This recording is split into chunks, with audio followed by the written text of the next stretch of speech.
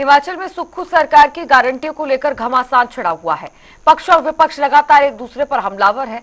एक बार फिर मुख्यमंत्री सुखविंदर सिंह सुक्खू ने बीजेपी नेताओं के बयानों पर पलटवार किया है। मुख्यमंत्री सुक्खू ने दो टूक शब्दों में कहा कि आंतरिक कलह के चलते बीजेपी के नेता अनाप शनाप बयानबाजी कर रहे हैं।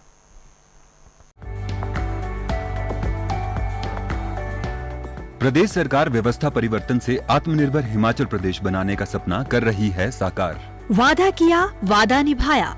15 माह में 5 गारंटियां पूरी। पहली कैबिनेट में ओपीएस को मंजूरी प्रदान कर पहली गारंटी को पूरा किया। 1,36,000 कर्मचारियों की आस हुई पूरी। दूसरी गारंटी को पूरा कर इंदिरा गांधी प्यारी बहना महिला सुख सम्मान निधि योजना के अंतर्गत 18 वर्ष से अधिक उम्र की पात्र महिलाओं को हर महीने दिए जा रहे 1,500 रूपए। लगभग 2,37,000 अन्य महिलाओं की मासिक पेंशन भी 1,150 रूपए से बढ़ाकर 1,500 रूपए की। 680 करोड़ रुपए की राजीव गांधी स्टार्टअप योजना की शुरुआत कर तीसरी गारंटी के अंतर्गत ई टैक्सी खरीदने और निजी भूमि पर सोलर पैनल लगाने के लिए 50% अनुदान। राजीव गांधी स्टार्टअप योजना के तीसरे चरण में किसानों को प्राकृतिक खेती से जोड़ा जाएगा।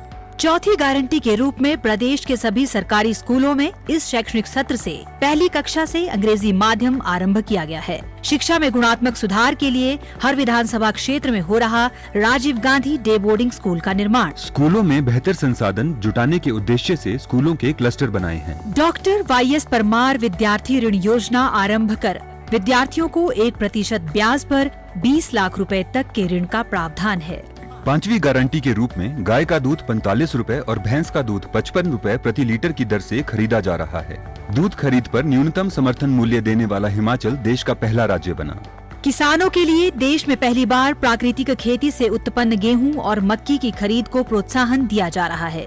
गेहूं के लिए 40 रुपए और मक्की के लिए 30 रुपए प्रति किलोग्राम न्यूनतम समर्थन मूल्य निर्धारित किया गया। मंडी मध्यस्थता योजना के तहत सेब, किन्नू, माल्टा, संतरा और आम की खरीद 12 रुपए प्रति किलोग्राम और गलगल की खरीद 10 रुपए प्रति किलोग्राम की दर से करने का निर्णय लिया। सूचना एवं जनसंपर्क विभाग हिमाचल प्रदेश सरकार द्वारा जनहित में जारी।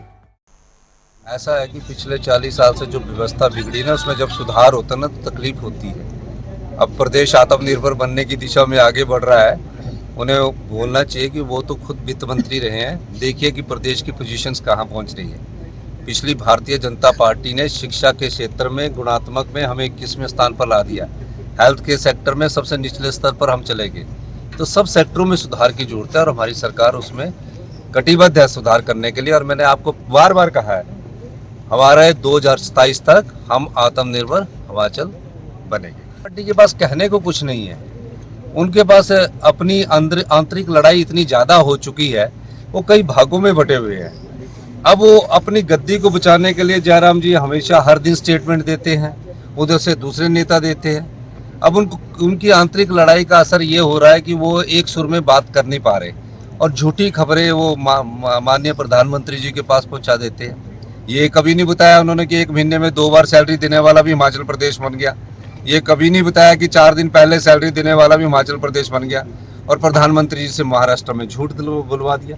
तो ये सब चीज़ें बीजेपी की जो आंतरिक लड़ाई है, कई भागों में बटी हुई है, उसका असर है। ये 5 गारंटियाँ पूरी हो चुकी है और अगली गारंटियों को भी पूरा करने की दिशा में हम आगे बढ़ रहे हैं। गारंटियों के अलावा आपको ये भी देखना है कि 1 महीने में 2 बार हिमाचल प्रदेश के सरकारी कर्मचारी और अधिकारियों को पे हिमाचल प्रदेश सरकार ने दी। जो हल्ला कर रहे हैं भारतीय जनता पार्टी, वो झूठ आधारित हल्ला कर रहे हैं। कभी भी किसी भी सिस्टम को चलाने के लिए उसमें अनुशासन लाना जरूरी होता है। कोई भी सिस्टम बिगड़ जाता है जब उसमें अनुशासनहीनता होती है। तो ये किसी ने नहीं लिखा कि 4 दिन पहले पे दे दी गई और 1 महीने में 2 बार पे मिली। ऐसा पहली बार हुआ है। पर जब हमने 4 दिन पे लेट की थी तो